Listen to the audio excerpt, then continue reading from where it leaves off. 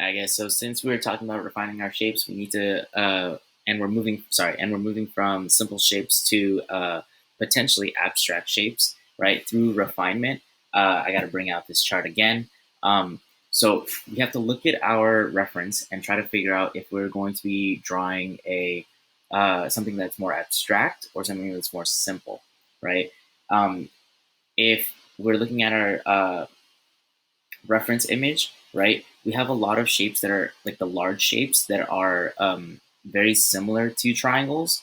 However, if we look at the shapes inside of them, the small pieces that make up um, the overall picture, then we'll see that we have a lot of abstract shapes, right? For example, right here, this feather is a very abstract shape. It doesn't look like a triangle, square, circle, or anything like that. It's just this weird, like curvy shape, and that kind of goes for most of these feathers here, right? And then within this picture, right, if you look closer at all these little like tufts of feathers, these are the ends of the feathers, right? They're kind of round. Um, I, I don't think that's those are simple shapes at all either. So pretty much when we're drawing those, we don't really have to pay attention to exact proportions, um, just at all, right? However, with the overall structure, we want to make sure that our proportions for that are as close as possible. Um, so yeah, right. So I'm gonna break it down into two different parts this time. Uh, Number one, we have our overall structure, right? Our overall structure is very close to the simple shapes that we have here, right? We don't really have to change too much. We have to change a little bit, so it's because it's not exactly like this, right? So I'm gonna say it's somewhere around here, right? This is the structure. So we have to make sure that the structure, right? This is where it lines up on the graph, has accurate proportions. However, the details are very abstract.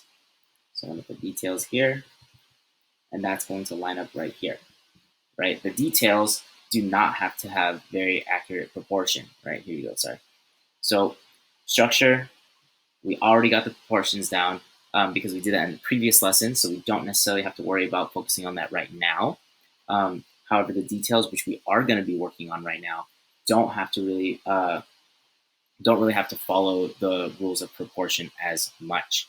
Okay, so you're going to see me not really pay attention to those details. Oh, sorry, to the proportion when I'm drawing the details. I'm kind of just like really quickly glancing over and then adding what I think I see without checking as specifically making landmarks or anything like that. Right? If you want to make it closer to the reference, then you can do all of those things. However, you don't really if you just want to draw the chicken, right? If you just want to draw a chicken, then it's okay, right? You don't really have to be measuring as much, right?